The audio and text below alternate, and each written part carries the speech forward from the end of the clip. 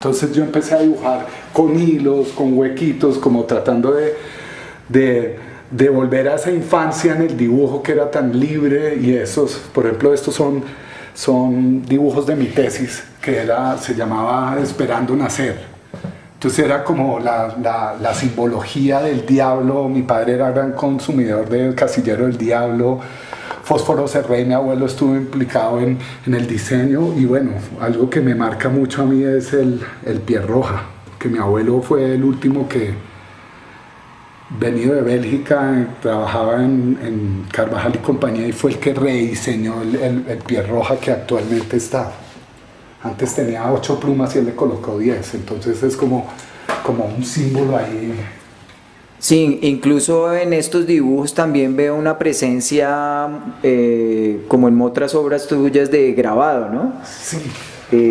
Había una pregunta que incluso yo tenía por hacerte, era alrededor de eso, si podríamos hablar de collage y de grabado en tu trabajo, ¿no? ¿Cómo lo ves tú? Pues yo creo que mis fuertes es el pegar, el recortar, el volver a intervenir, y lo que se llama collage, y el ensamblaje. Creo que en eso tengo mucha fuerza y es lo que me ha caracterizado. El encuentro en la calle con el objeto cotidiano, recogerlo, reestudiarlo, reevaluarlo y intervenirlo.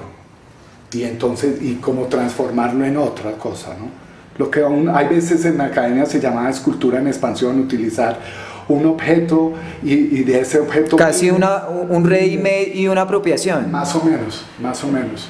Pero yo aprendí mucho. Antes yo colocaba el objeto tal como me lo encontraba, o como hay veces se lo hurtaba a mi mamá, recuerdo mucho. Porque algo que tengo que aclarar en esta exposición es que yo soy artista por mi mamá. Mi mamá, en mi casa siempre ella estaba cosiendo, cocinando, haciendo batik, la casa era llena de humo, y yo creo que la vena mía, teniendo abuelo litógrafo, teniendo padre que dibujaba, pero por mi mamá soy...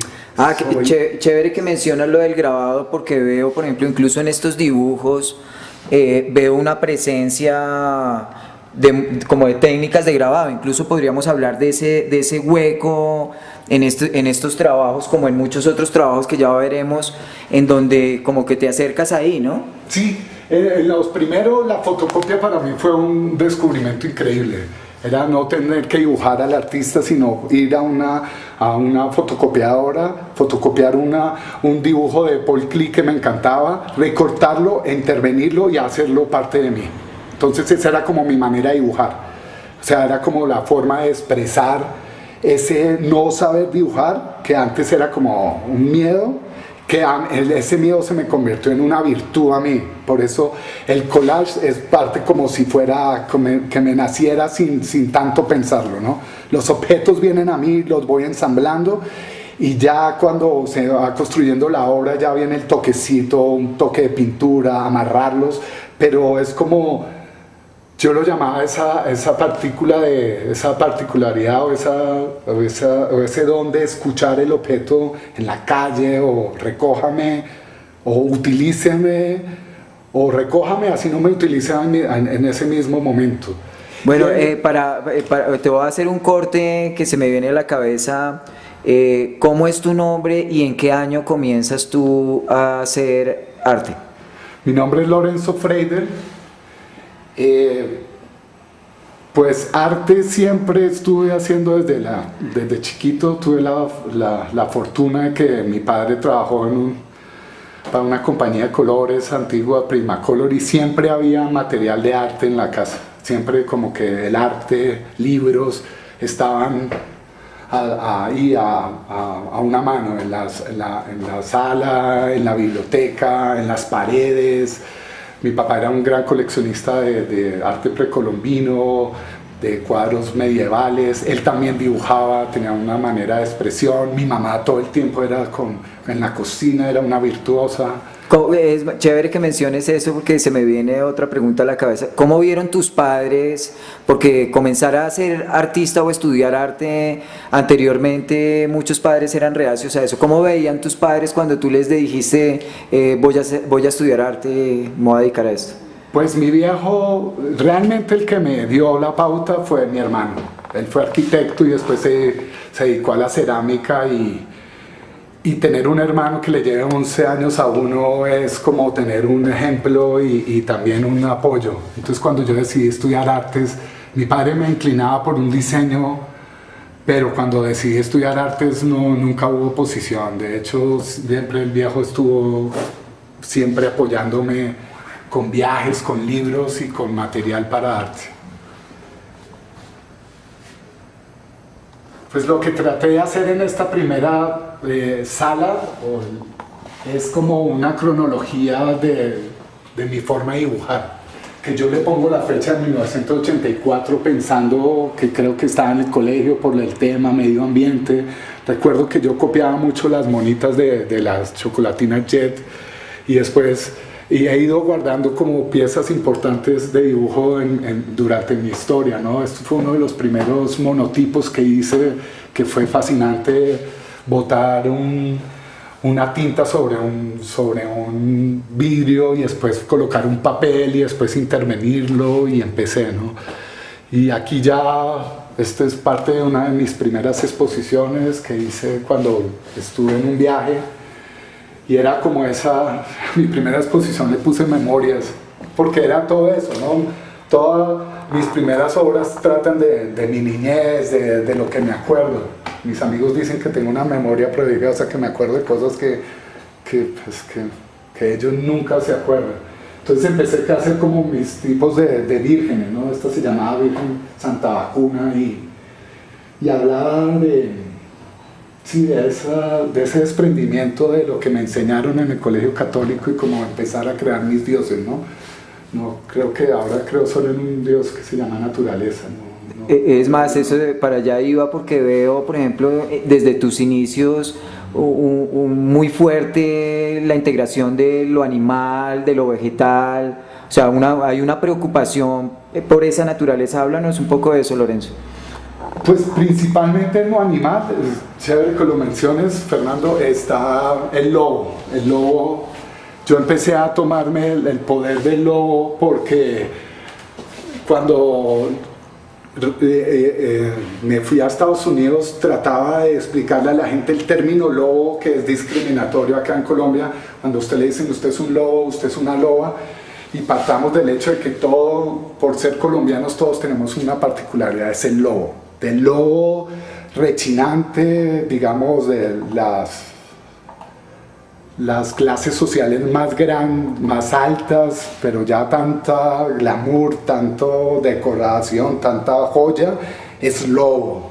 Hasta una clase media que uno dice, digamos, no quiero mencionar nombres, pero digamos alguien, no sé, la típica que le decían la más loba, ¿no? Marvel, pero es un encanto, eso, así son nuestras mujeres voluptuosas, coquetas. Entonces para mí, yo pienso que es como el lobo, y el lobo también, pues el malo de la fábula, el que siempre, el lobo como en las tinieblas, en los Drácula. Pero si ustedes van a la naturaleza, el lobo es uno de los animales más fieles de la tierra, ¿no? Encuentra a su compañera y hasta que ella no muere, no la abandona. Entonces para mí ese término de lobo me impresionó, ¿no? Y también yo me consideraba, cuando las transformaciones, ya sean por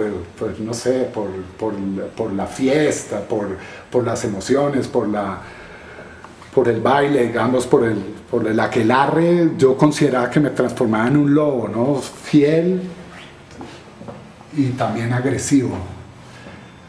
Y aquí ya es como la parte, por ejemplo, la parte gestual, el estar dibujando todo el tiempo. No tengo la constancia porque como mi fuerte es el collage, hacer libretas de dibujos, no soy muy disciplinado porque termino recortándolas todas.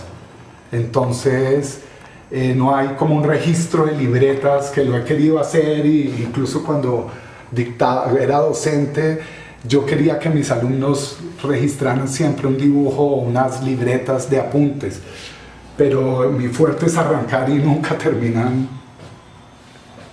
pues nunca quedan vivas.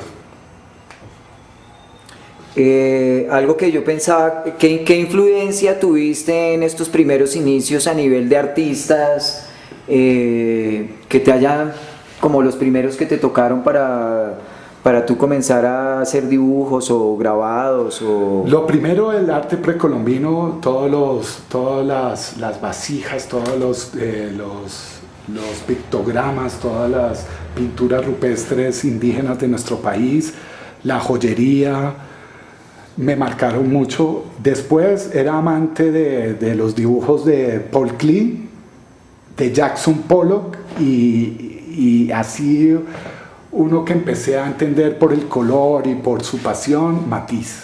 Matisse me seducía con sus dibujos tan simples de las modelos, pero que amé mucho al principio Paul Klee, me acuerdo muchísimo, Paul Klee. Y bueno, después en Nueva York descubrí a Basquiat y se me convirtió en una obsesión, casi que fue el primer libro que compré y me tocó esconderlo porque para mí fue una liberación, era la negación de la palabra, la negación del dibujo perfecto y después un rayón con esos, fue increíble para mí. Sí, incluso hay algunas piezas de las que tienes que me hacen una reminiscencia a Wiedemann, ¿sí? Y más cuando tu familia viene también del extranjero y todo eso, como que veo ahí una mezcla de una tradición de pintura que no viene solamente de nuestro país, ¿no? ¿Tú cómo ves eso? Sí, pues en estos, pues la influencia europea pues la marcaba mucho pues, de todos los objetos. Recuerdo en la casa materna que tienen un poco de inspiración en el trabajo de costura que hacía mi mamá. Ella hacía unas colchas hermosas para las camas, unía telas de todos los colores sin ninguna pretensión, pero le quedaban casi como pinturas mágicas, ¿no? Entonces me recuerdo que yo tuve un encuentro con las bolsitas de té, las empecé a guardar y de hecho puse a toda la facultad en ese tiempo a que me recolectaran bolsitas de té, pero eso era imposible porque muchas se me llenaban de hongos y todo, hasta que yo decidí comprar el propio té. Recuerdo una marca, Lipton, y yo mismo las metía en leche y las dejaba secar sobre papelera media y las organizaba, y cuando las levantaba los papeles quedaban estos registros y para mí eran totalmente como manchas o registros del té que yo no tenía que hacer nada. Entonces de ahí fue como que eran los bocetos a esa gran tela. Y también pasó con la tapa, ¿no? Las tapas para mí, la tapa de gaseosa a mí llega de esos hermosos alfombras en todas las tiendas de pueblo, que son donde cae la tapa y queda incrustada en la tierra y son casi como si los mismos campesinos sin ninguna pretensión van creando mosaicos de tapas sobre la tierra, entonces son como constelaciones, y para mí yo desde esa imagen empecé a tratar de no imitar sino de interpretar esos pisos que recuerdo cuando íbamos a las fincas y de mis amigos o la de mi viejo y nos tomábamos una cerveza o él se tomaba una cerveza con los campesinos y caían las tapas sin ninguna pretensión y por el paso de la gente, por el caminar hacia la entrada de la tienda a pedir otra cerveza o cualquier cosa, quedaban tapetes divinos, ¿no? Entonces yo empecé como a crear esas propias constelaciones y recuerdo que era como aplastar la tapa. También está el recuerdo de las maracas, de las panderetas en Navidad, ¿no? Que eran las tapitas espichadas, haga su pandereta, el sonido. Entonces la tapa a mí también, y el mismo nombre, tapa de tapar, ¿no? Tapa el corazón tapado, la tapa paga, todos esos juegos de palabras para venderte una gaseosa, una cerveza, o el taparse sus propios miedos, ¿no? Como crearse unas armaduras, unos escudos. Entonces la tapa para mí se vuelve en miles de significados. Entonces el proceso de una a una, a espicharla, arrancarle el plástico y dividirlo, que no es todo un todo, porque yo le arrancaba el plástico, o sea, las uñas quedaban vueltas, el sufrimiento, pero era el placer de llegar a una obra, ¿no? Lorenzo, entonces podríamos como hablar tal vez de que tu obra resulta ser un diario de tu vida y de la vida de otras personas. Sí, prácticamente yo creo que toda mi obra es un enfrentamiento con mi memoria, ¿no? Y también siempre con la lucha interna de una doble identidad, ¿no? Siempre, si ustedes ven algo, siempre hay dos seres que se pelean por resurgir, ¿no? El hombre y la mujer. Colombia y... El extranjero, de pronto, al tener raíces extranjeras, el colombiano y el europeo, digamos, la calavera, la vida y la muerte, el superhéroe, el lobo y la oveja. El bueno y el malo. Sí, totalmente. Y también el juego, el doble sentido con las tapas, ¿no? El de taparse, la tapa. Recuerdo que utilicé también curas, pero la cura, la bendita que te curaba la herida, pero también el cura como líder de la iglesia, entonces, ¿qué cura? Recuerdo que también tenía muchos trabajos con la religión, ¿no? Ahí tuve una crisis que salía de un colegio muy católico y la universidad se me abrieron miles de cosas. Loro, háblanos de esta pieza que, ya que mencionas lo de las curas, veo acá pues las curas y como la sutura, la salud, la reconstrucción. Pues aquí hay una reafirmación a la memoria, ¿no? Son como cerebros que yo hacía. Esto fue una serie que hice y tuve la suerte que en tercer semestre lo mandé a una convocatoria y pasé en el Salón Tadeo de la Universidad Jorge Tadeo Lozano, y tuve la grandiosa ventaja que me gané el segundo premio. El maestro Naino Ospina me dio el segundo premio, no sé si se acuerde, pero eran cerebros. Y era eso, ¿no? Era con todo lo que tenía, eran mis primeros grabados, todo lo recortaba, lo pegaba, las curas, siempre como tratando de sanar la memoria, ¿no? Recuerdos, no malos, pero sí eran recuerdos fuertes en la familia, desde todo, como todos tenemos los recuerdos de mi infancia.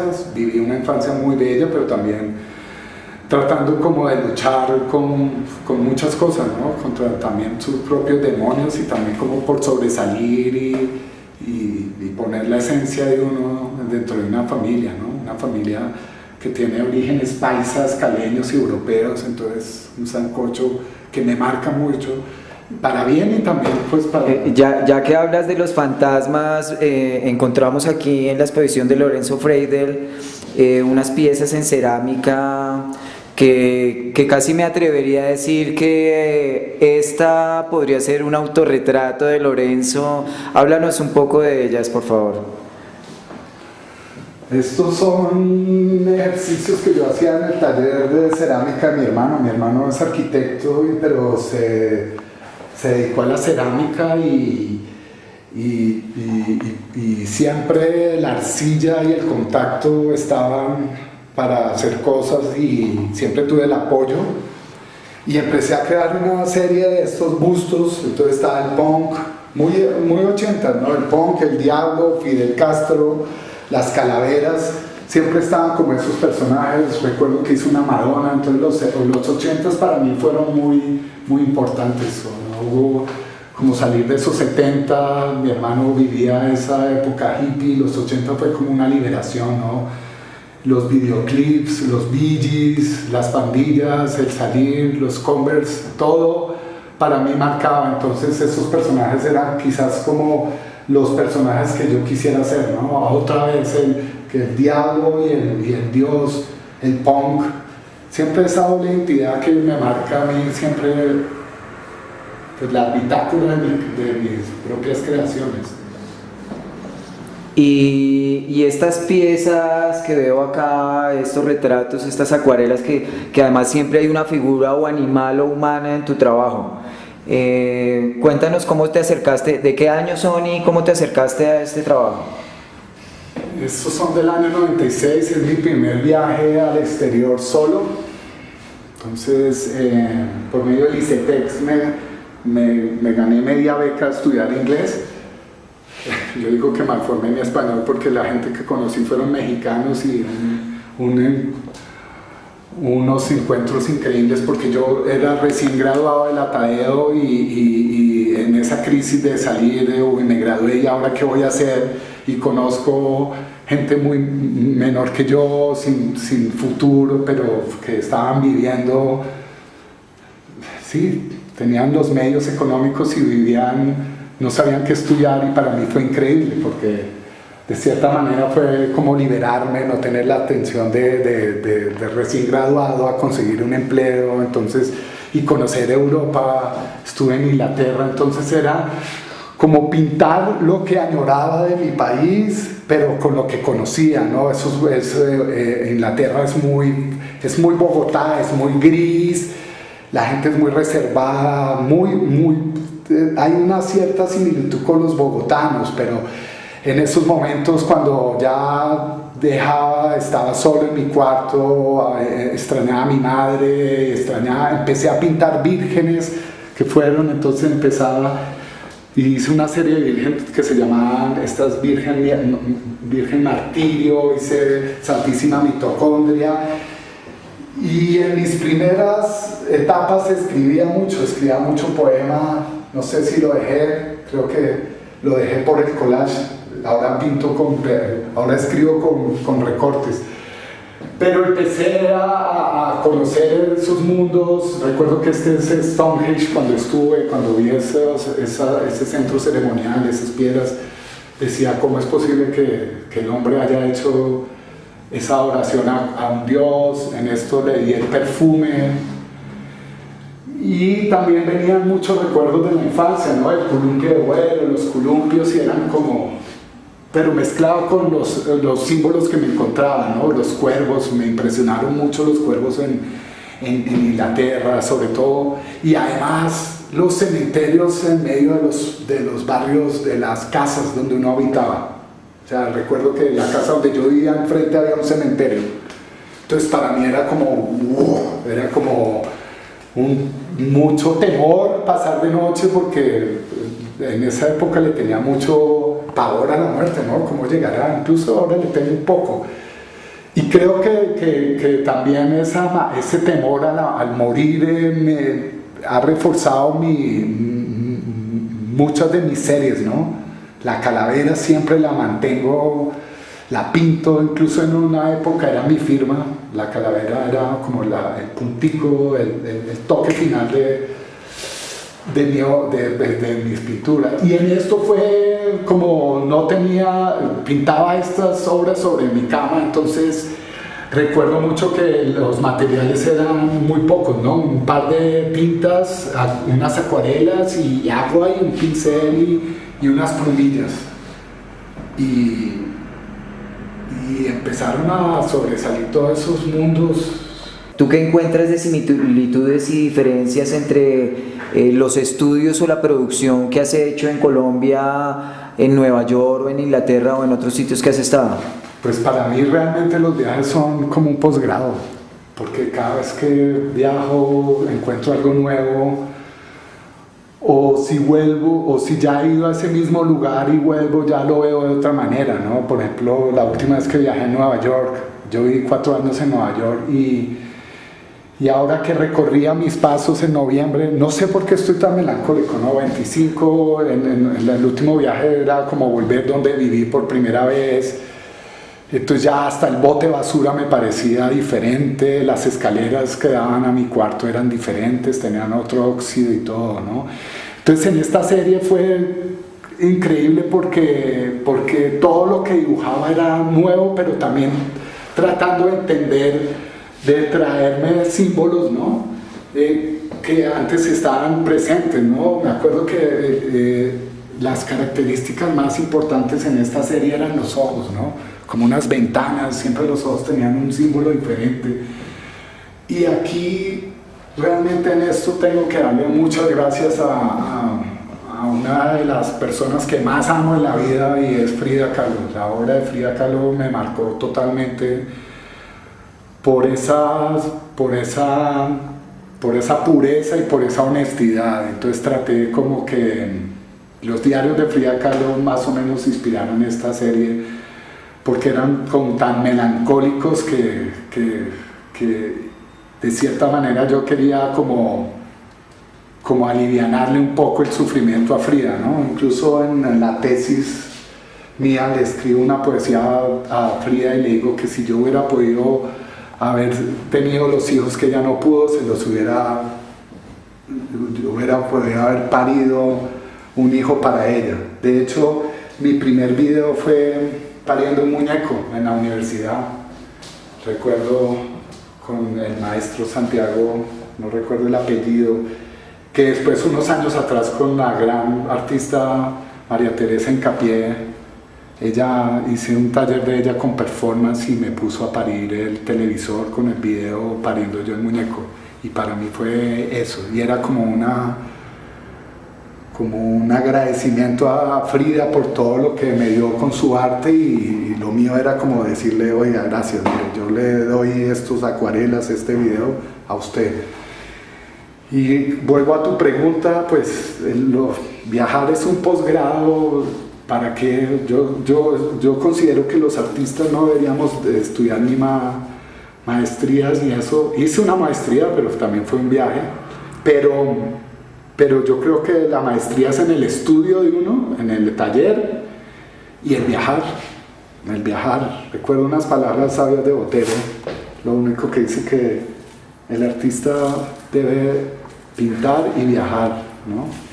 Y los viajes son como una bitácora como las bitácoras de viaje, un resumen, que en mi caso son con dibujos, ¿no? Y algunas palabras. Esta serie es cuando me despido ya de Nueva York, encontrando los tubos, ya uno se vuelve selectivo entre la misma basura, ¿no? Entonces recuerdo que cuando iba a visitar galerías al final en Chelsea, todavía no estaban todas las galerías posesionadas. Recuerdo que había una fábrica donde hacían todos los tubos para meter los cables eléctricos o qué sé yo.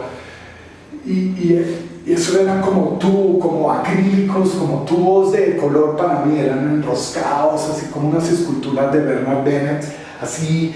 Entonces yo esperaba que estos tipos recortaran para yo robarme o recoger los pedacitos que les sobraban, ¿no?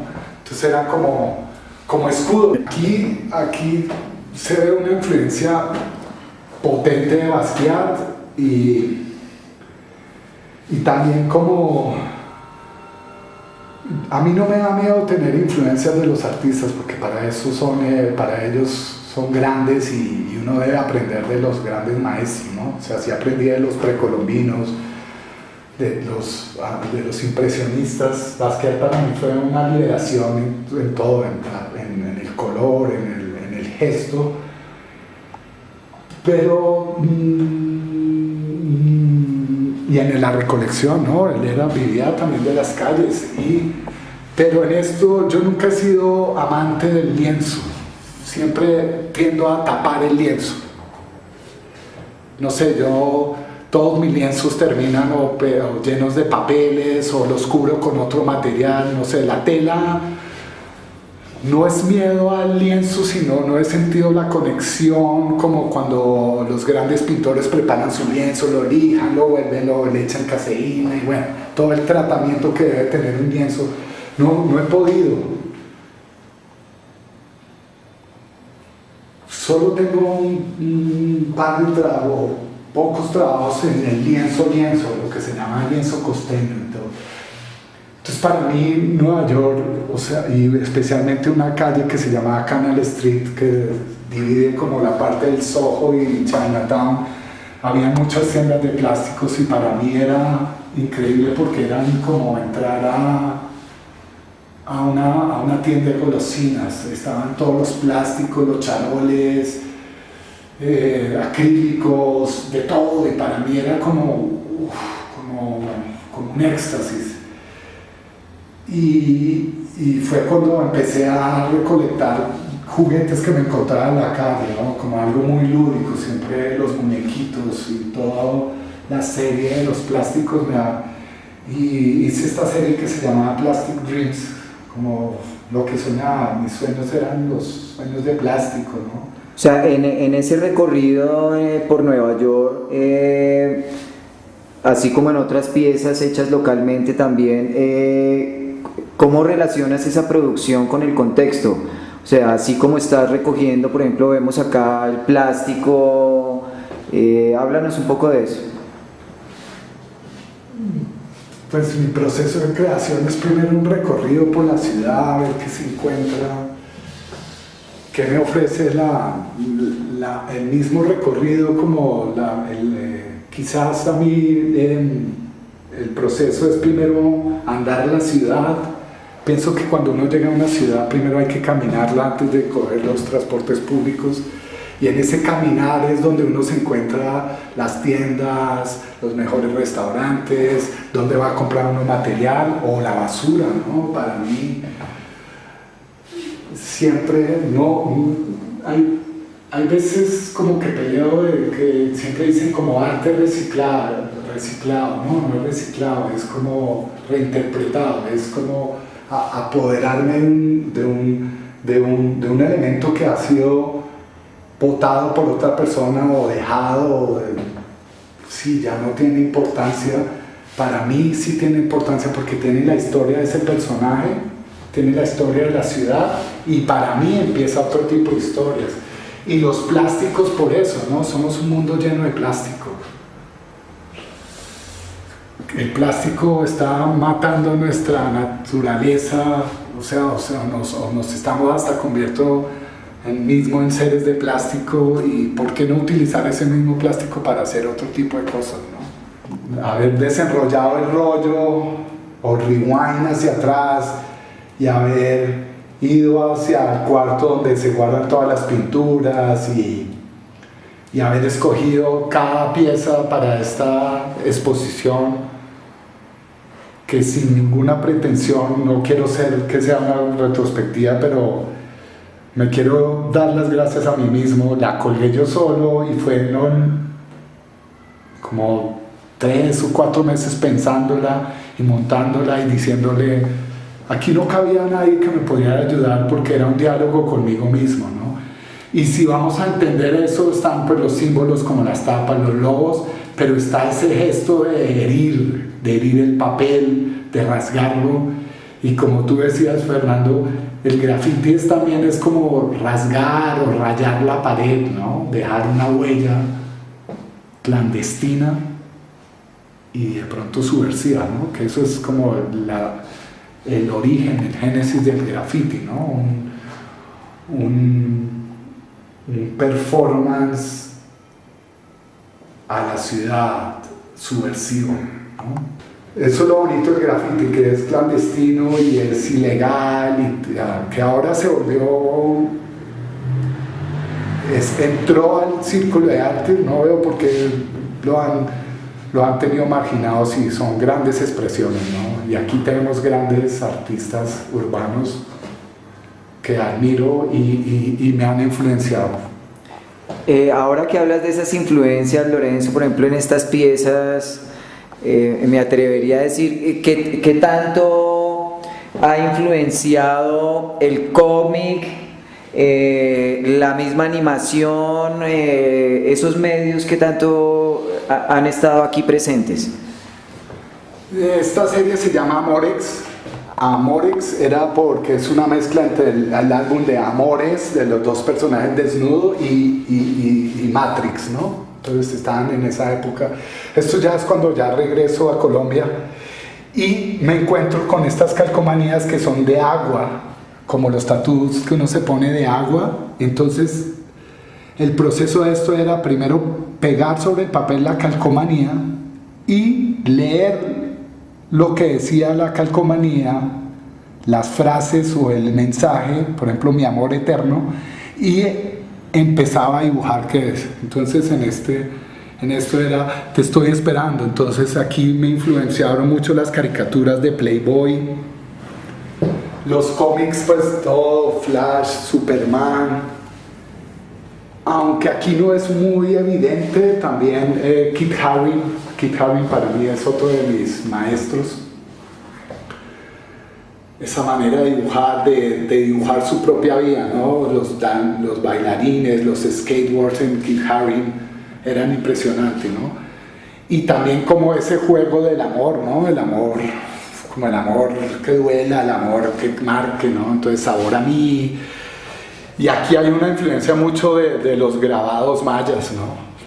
Todo eso del Popol Vuh, de Teotihuacán, de las pinturas de los templos mexicanos. Para mí era eso el sacrificio, ¿no? El sacrificio humano, yo lo relaciono mucho con el amor, ¿no? El amor tiene muchas cosas bonitas, pero son sacrificios que uno hace a ese amor eterno que uno busca, ¿no? Entonces era con ese tema del amor, ¿no? Mucho color, y también con esos productos que comprábamos antes, ¿no? La tarjeta de amor para darle a las novias en los 80s, Timoteo, todas las credenciales, eso es amor, Amorex, eso es Amorex. Y pues la intención de mostrarlo también como con tarjeta, ¿no? Con el nombre, en plastificados, eso era la intención, como que se volvieran tarjetas para otras personas, ¿no? Que demostraran, que los dibujos les sirviera a otros de inspiración para demostrar su amor, como, no sé, que el espectador pudiera enamorar a otras personas con mis cuadros, ¿no? Siempre estoy con las memorias y siempre en mi trabajo o en algunas series recientes siempre hay un florero. Mi padre era un artista de hacer floreros, los balanceaba de la manera impresionante, ¿no? Los cartuchos le quedaban dirigidos a lo mismo, y siempre que mi madre hacía un florero, él lo desarmaba o lo hacía, él hacía los floreros, y siempre me quedaba, mi casa era llena de flores por todos lados, ¿no? Siempre floreros grandes, en vasijas de precolombinas, en floreros de cristal, en botellas, me acuerdo, una mesa de botellas llenas de botellas de licor, de botellas vacías, había una mesa en el comedor llena de botellas, que limpiar el polvo en mi casa era imposible, mi casa era un anticuario, decían mis amigos. ¿De dónde viene también esa influencia de la peluquería en esta serie, Loro? No, esta serie se llama Si no hubiera sido pintor, hubiera sido peluquero. Y era esa raíz de una fobia a las peluquerías. Cuando chiquito tuve el peinado totumo, la capul, y mi mamá siempre escogía el peluqueado en las vanidades. Entonces, en la revista Vanidades. Y cuando entré a la universidad, después de la represión del colegio, que no dejaban tener el pelo largo, me dejé el pelo muy largo y me dio así hasta acá, hasta la cintura. Y como pueden ver, pues ya no tengo, eso es historia. Entonces hice eso a raíz de eso, ¿no? Y entender que las peluquerías de mi época, donde me hacían el peluqueado capul, eran esas peluquerías de barrio, donde te subían en un carrito y tú jugabas y viajabas en una nave espacial. Y el contraste ahora de las peluquerías, ¿no? Tú vas ahora y son centros de diseño, entran en un computador, te meten tu cara, Photoshop, y te sale tu peinado, el diseño de las uñas. Se ha convertido como en una cosa tan surrealista, tan irreal, como un reality. Irse a la peluquería ya es un reality, y no era como esa cita con el peluquero que uno iba aquí, don José, que viene a cortarle el pelo. Y empecé a crear esta serie, ¿no? Y me sumergí en San Victorino, donde venden por docenas todos los elementos de las peluquerías. Y me obsesioné por el objeto sin interpretarlo, ¿no? Sin intervenirlo, ¿no? Entonces el lápiz labial tal cual, pero si empezaba a unir varios, se empezaban a crear, entonces empecé a crear estos robots o hombres labial, pero si uno lo ve es como unas colmenas, ¿no? Para mí esta pieza es un Mondrian. Este es como, es un Mondrian para mí, ¿no? Interesante que hayas mencionado eso porque estaba por preguntarte si las ves como pinturas, esculturas, instalaciones, porque incluso tienen de todo. ¿Qué nos hablas de eso, Lorenzo? Pues aquí cuando lo veía era como un tejido, unas escaleras, y cuando la terminé vi que era el cuadro de Mondrian. Incluso también hay algo de ese arte que es cinético, que se mueve, ¿no? Y también entre el lenguaje y la peluquería hay estas peines son de hombre, ¿no? Es el que llevaban todos los caballeros en el bolsillo de atrás entonces, y el negro. Y cuando empecé a hacer esto me seducían también los nombres, los colores, ¿no? El color pastel, pero yo creía que yo en esta serie quería como explotar lo barroco, de los espejos barrocos, de los castillos, de los castillos europeos, o todo ese periodo barroco, ¿no? La resaltación, sobreponer, la saturación. Entonces yo los veía como las formas ovaladas, eran como espejos para mí, ¿no? Y el negro es como una forma también, es como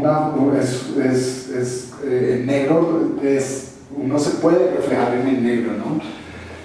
Y entonces compraba por cantidades, entonces era el diálogo con el vendedor y me decían, pero es para una peluquería, es para un salón de belleza, y yo no, es para hacer piezas, es para una exposición de arte.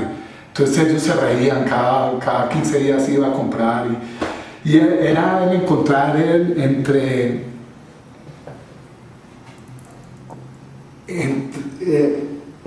coger uno y empezar a hacer grupos como ADNs, ¿no? Sí, como modelos de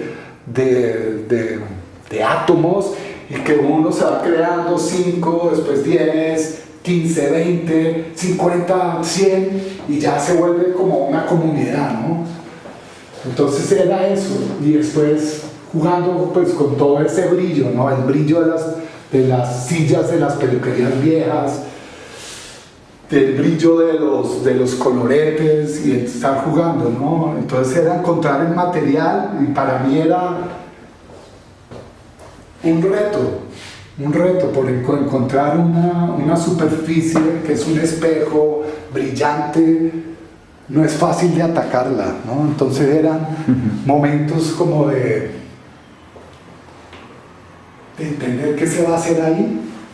Y bueno, también vi muchas revistas de moda, la Vogue, las Vanidades. Esta obra es muy importante para mí. Aquí cumplo un año de matrimonio con mi compañera Gisela, y aquí, como ven, es pintura. Aquí prácticamente me tocó amarrarme un brazo atrás, porque yo quería que fuera pintura. Aquí, como ustedes pueden ver, siempre hay collage o un objeto pegado, y aquí era la emoción de cumplir un año viviendo con una persona. Entonces era retratos de Gisela y míos. Entonces, si ustedes, aquí podemos ver el matrimonio, ¿no? Yo convertido en Darth Vader, que es uno de mis ídolos, y ella como una princesa, como la princesa, ahora con la nueva serie, ella es, y el ramo de flores, ¿no? Otra vez a los floreros de mi viejo, ¿no? Y son sobre plásticos, no hay lienzo, y empezar el enamoramiento con los colores, ¿no? Y el enamoramiento de entender la figura y los gestos de Gisela, y las señales más particulares de mi rostro, ¿no? El pelo. ¿Cuál pelo? Bueno, En esa época tenía un poquito más las patillas, las pecas de Gisela, y era como dividir la fusión. Por ejemplo, en este hay una división en la mitad, ¿no? Entonces el hombre y la mujer se convierten en un todo, ¿no? Es como la esencia del matrimonio. Lorenzo, veo que muchas de las piezas entre esta hermosa pieza que hablas de él y ella hacen parte de colecciones privadas. ¿Cómo lograste o por qué te motivó a tal vez pedir permisos después de cierto tiempo para colocarlas ahí? Eso fue hermoso porque durante mi propia curaduría yo dije, bueno, las personas que han creído en mi arte y me han apoyado deben estar presentes en esta ceremonia o en estos 25 años que yo hago esta serie. Y fue como llamarlos y decirle, oiga, voy a hacer una retrospectiva. Bueno, una retrospectiva, dice Fernando, y ya me lo ha dicho 3 veces, como un reencuentro con mis propias obras. Un viaje por la vida, estás caminando, nos estás mostrando tu vida también, ¿no?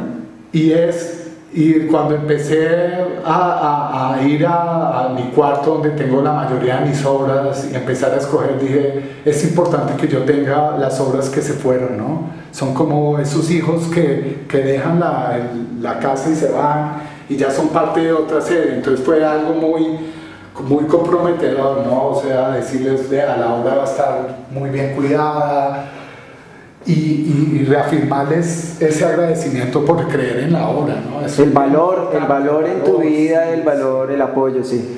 Y yo he corrido con la suerte de las personas que tienen obras mías, son gente muy allegada a mí, gente que ha entendido mi onda y que son orgullosos de tener las piezas mías en sus casas. Entonces, para mí esta era importantísima porque esta estuvo en el calendario Propal en el 2005, en las nuevas tendencias de la pintura colombiana.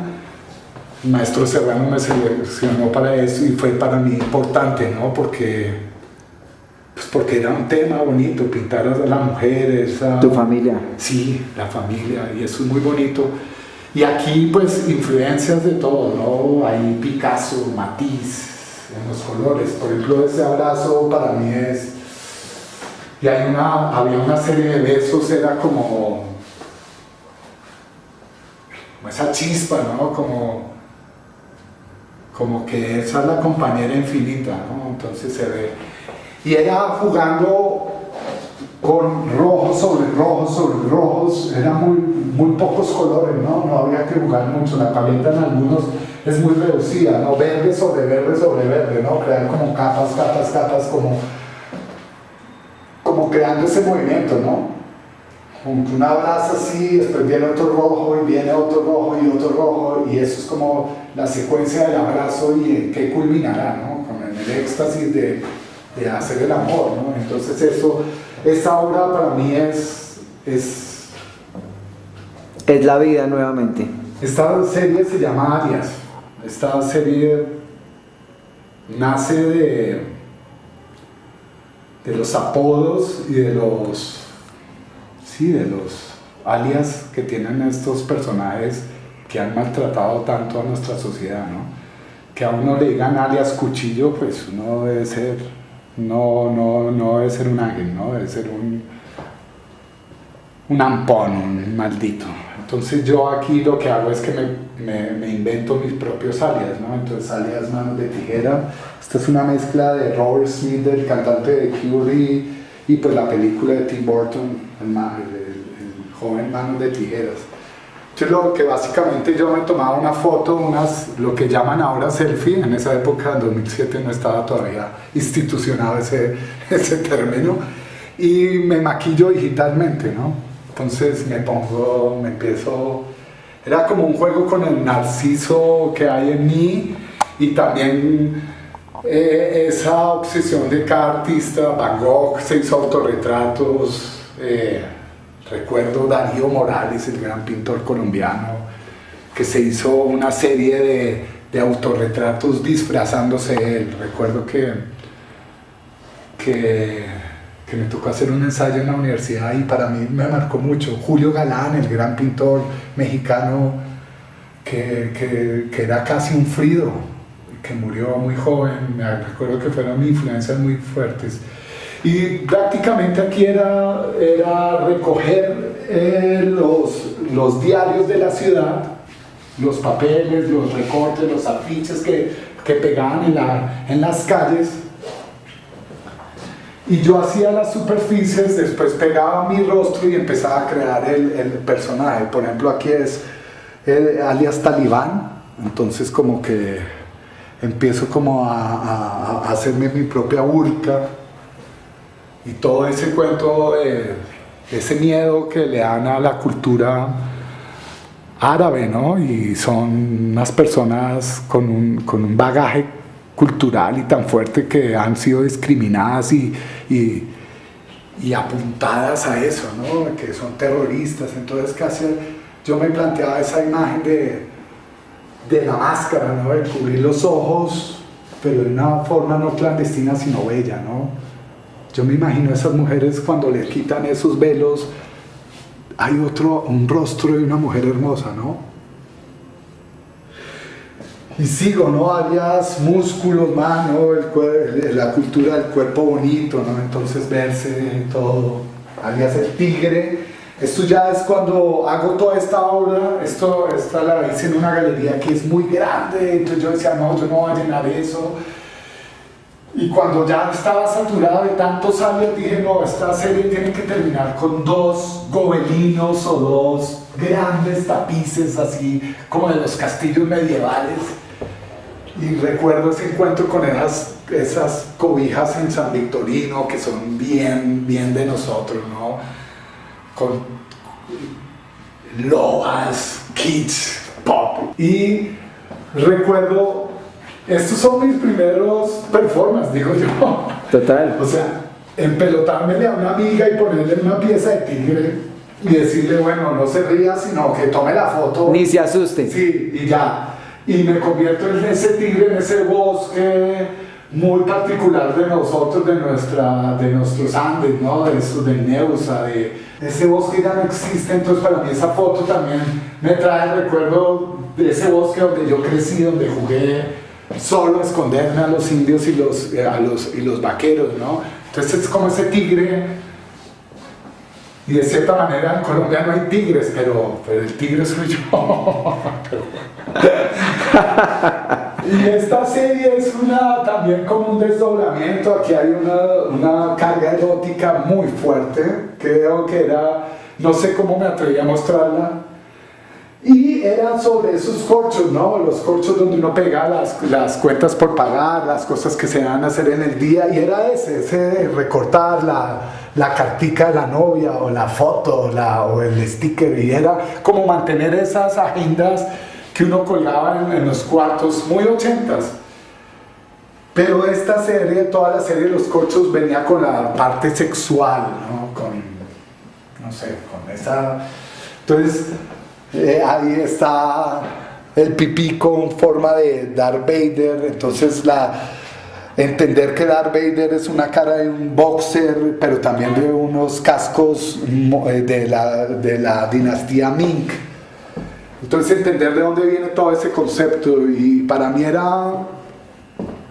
esto fue un goce. Esto, la verdad, yo nunca pretendí mostrarlos, pero esa galería era muy grande. Entonces y se vendió uno que lo tenía un gran amigo mío, que yo pensé que esa obra no se iba a vender, y es loco. Yo veo esa obra y digo, ¿cómo alguien entendió esa obra y la llevó? Pero aquí tanto poner y pegar la intención sexual se pierde, porque es como un mosaico, un pegar de baldosa ahí, o es como encontrar y pegar y poner y sin ninguna pretensión. Así eran los corchos de nosotros, ¿no? ¿Y a quién encontramos acá, Loro?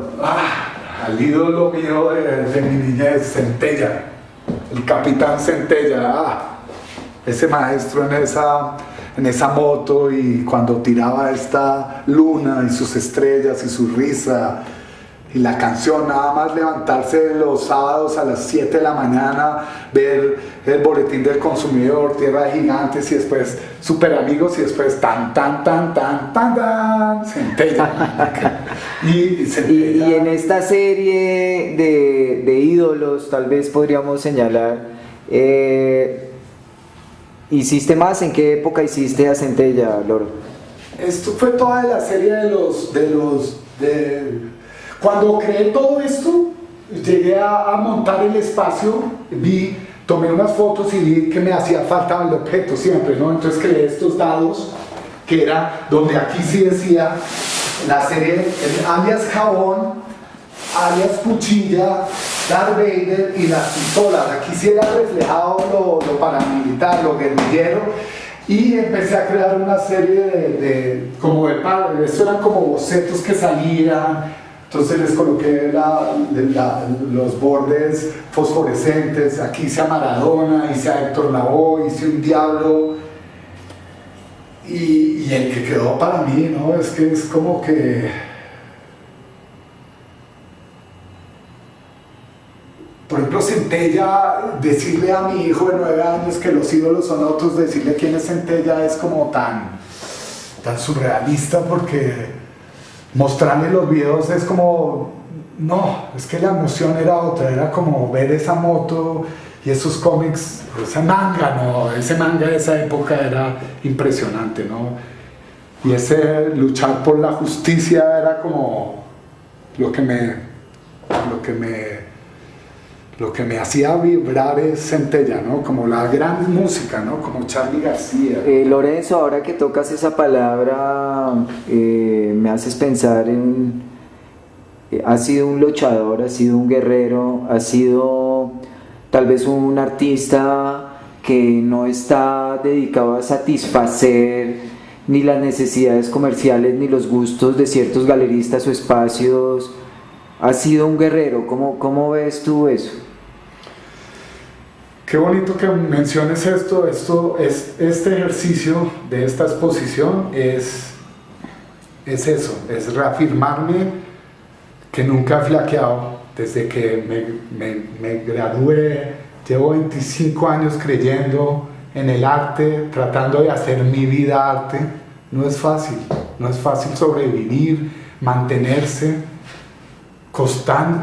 ser constante, hay muchas flaquezas.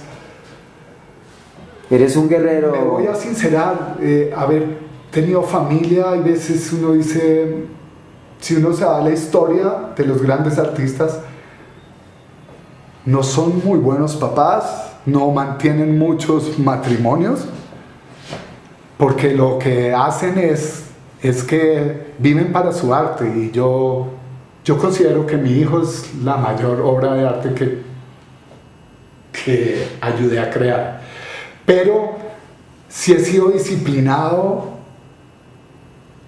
y constante en trabajar y en seguirle apostando, porque el arte es una forma de vivir y de crear mundos para otras personas que no han creído en su sensibilidad. Yo creo que todos somos artistas de cierta manera, ¿no? Pero algunos creemos más y lo hacemos presente, y eso fue lo que yo escogí, y le doy gracias otra vez a mi madre y a mi padre y a todos los artistas, ¿no? A todos. Esta obra para mí es una de las más importantes. Esta se llama Paisajes Míticos. La hice en honor a mis padres. Ellos murieron en el 2011. Mi madre muere en marzo y mi padre muere en noviembre, y es un homenaje a ellos. No puedo hablar mucho de eso, ya creo que un homenaje a los padres, a los que me dieron la vida, es más, ¿no? Son fotografías de paisajes que no necesariamente naturales. Por ejemplo, estos son reflejos en bolsas de basura y tallados, vuelvo a rayar el grabado, pero no hay una impresión en papel, y se vuelven un juego entre los acrílicos y eso, ¿no? Está entre los paisajes míticos, como dije, en honor a mis padres, o a memoria, como dicen.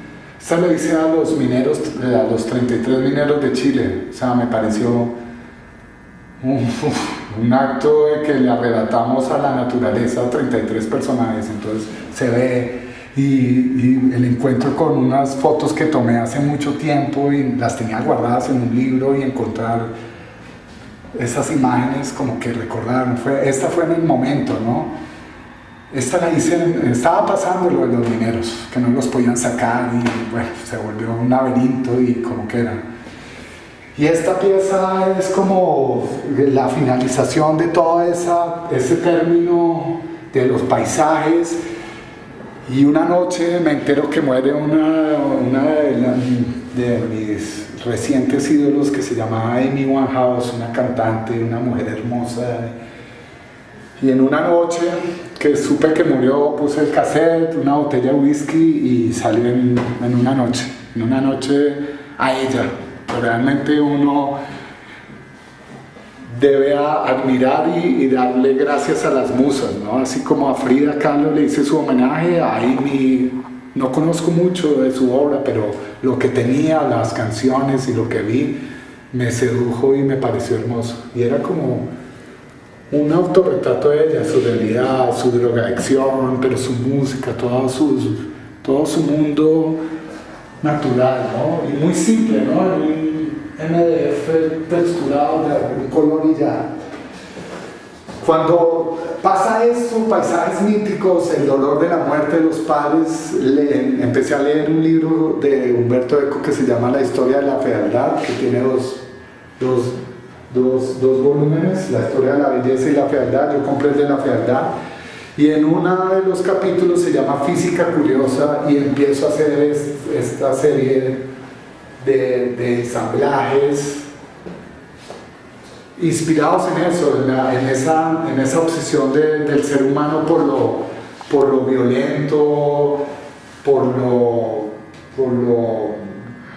ejemplo, cuando uno ve un accidente y hay algo de sangre, un muerto, uno siempre tiene la tendencia a ver, ¿no?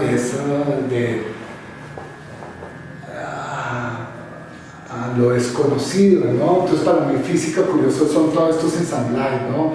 Aquí está como el juego del sube y baja, pero está Arnold Schwarzenegger con una Barbie entre el sube y el baja, ¿no? Y lo atraviesa. Aquí hay una obsesión y una admiración hacia lo violento. Eso para mí me encanta. Yo considero que mucha parte de mi obra y de mis creaciones son muy fuertes y me he mantenido. No son fáciles de digerir, y para mí son eso, ¿no? Entonces la cabeza, el destape se vuelve matera. Aquí esto es como una especie de pez espada, pero es serrucho, es madera, es skate, es ruedas, ¿no? Esto está en proceso. Me atreví dentro de esta retrospectiva involucrar lo que estoy haciendo. No suelo mostrar lo que hago en este momento. Por ejemplo, ahora tengo una serie que son mapas, y qué loco que mi última obra sea como mapas, ¿no? Como encontrar esos caminos, o reescribir los pasos y hacer unos nuevos mapas, ¿no? Hay dos canciones que influyen mucho en esto, ¿no? Hay mi gran artista Luis Alberto Spinetta, Dame un mapa de tu amor. Entonces, así quisiera Colombia, ¿no? Llena de tapas de cerveza con corazones, ¿no? Brindando por una paz real, ¿no? Que nos perdonemos.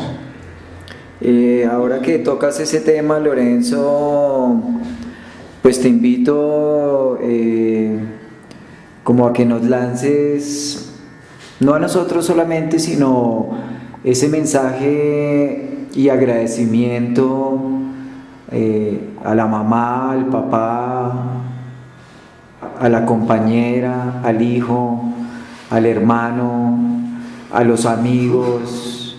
¿Qué le diría Lorenzo a toda esta cantidad de gente que esté o se haya ido, haya pasado y se haya quedado, han acompañado tu vida y tu proceso? No, que sin ello no sería yo no sería yo, realmente yo no sería sin ustedes raza y sin mis genes, mi mamá, mi papá, mi hermano, mi hermanita, mi hijo, mi compañera, mis amigos, toda la raza, Colombia. Pucha, yo por más herencias europeas, yo soy colombiano a morir y aquí me muero y aquí volví. Viajé, pero dije aquí me quedo y aquí y mi arte es como ese grano, sí suena cliché, pero aquí con esto aporto a la paz y esto es la manera, el arte es una forma de hacer paz, pintar, dibujar, o sea, ojalá todos esos, los guerrilleros que vuelvan, que cojan un lápiz y los enseñemos a dibujar o a escribir o algo, a hacer algo que no sea violento, que sea un gesto creativo y que den algo, ¿no?